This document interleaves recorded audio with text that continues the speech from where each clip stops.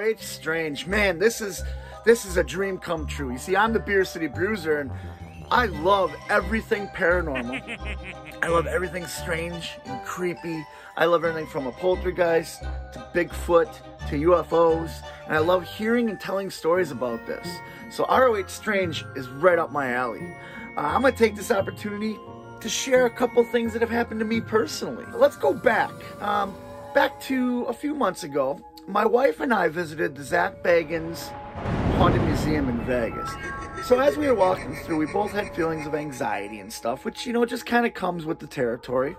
But when we got in the Ed Gein room, it's this big, massive room they have dedicated to the serial killer Ed Gein, who, as you all know or don't know, is from Wisconsin, where I'm from. Well, when we're in there, my wife kept brushing her hair and looking around. And after a second or third time, I said, honey, what's the matter? She goes, oh, something keeps pulling my hair. And she was looking around to see if maybe it was the chains that they have in there, or if there was someone standing next to her. But no, there was nobody there. It happened to her a couple times, and she kind of got freaked out. We left that room, we went to another room, and it's called the Devil's Rocking Chair. Now, I, obviously being a pro wrestler, have a bad back. But when they opened up and revealed the rocking chair, I got this searing pain in my back. Like someone was poking me or stabbing me, you know what I mean? And not only did it happen to me, but it happened to my wife also. We ended up flying home thinking nothing of it. Well, the whole time for the next few weeks, our anxiety was through the roof. Neither one of us could sleep. We were both having nightmares. So I reached out to a good friend of mine by the name of Tim Dennis, who is part of the Minnesota Paranormal Crew. And he said, something probably attached itself to you. You'll want to do what's called a sage cleanse. So we went and we got a sage and saged the house and saged each other, and everything went back to normal.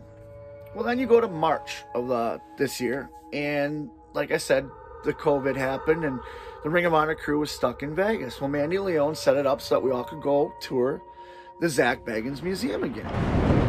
All of us were really excited. My wife was a little leery, but she wanted to hang out with the family, so we all went. While we were there, it's a different tour than the first time I was there, which I really love about the Zach Bagans thing. You can go multiple times, and you get multiple tours. Well, in the very first room, they had opened up a section where these dolls were, and they didn't have that the first time. So me and Hunter Johnston and Mandy, we all kind of stepped in that room, and instantly all the breath was taken out of me. Felt like someone was kneeling on my chest, couldn't breathe, super anxious, and it was this one doll that I just kept staring at. And the thing about paranormal is you kind of keep it to yourself till you're all out of there, and then you can compare stories and stuff. That way you're not feeding each other the same story. Well, once we got out, I got to talking to Hunter and Mandy, and both had the same feeling I did. The anxiousness, someone kneeling on your chest, lack of breath, stuff like that. Well, as we moved on, we got to the Ed Gein room again. And my wife said, I really don't want to go into the room. And the tour guide said, that's fine, you can wait in the hallway. I said, are you sure? She says, yep, I don't really want to go in. While we're in there and the tour guide's giving her a little spiel, my wife ended up walking into the room, and she looked terrified. So after it all got done, she looks at me and she goes, I kept hearing, it wasn't really a voice, but she had this feeling like someone wanted her to come in there. And then she felt somebody grab her wrist and kind of pull her in. So that's why she came in the room. Well, at the end of the tour, we find out Mandy Leone ended up getting scratched during the tour, which I'm sure she'll probably tell you guys about. But my wife, where she felt someone grab and pull her in, all that area around her hand was starting to bruise up. It looked like a handprint on her wrist. And we were both taking a look at that. I'm like, are you okay? She's like, it hurts, you know?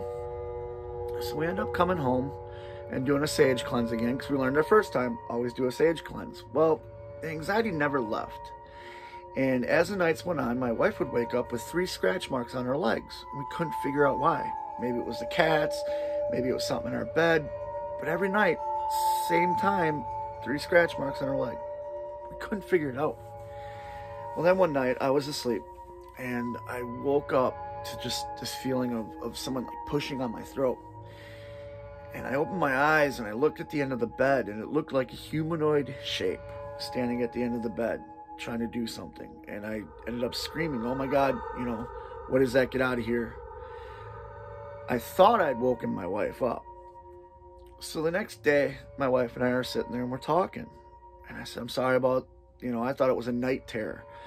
sorry, this is what I saw. She goes, no, I saw the same thing. And I heard someone talking. So somehow that night we had both seen an apparition appear at the end of our bed, and we don't know what it was. Instantly went and did a sage cleanse. We learned a few prayers to kind of cleanse ourselves and everything like that. And we just immediately did it. Both of us were just freaked out.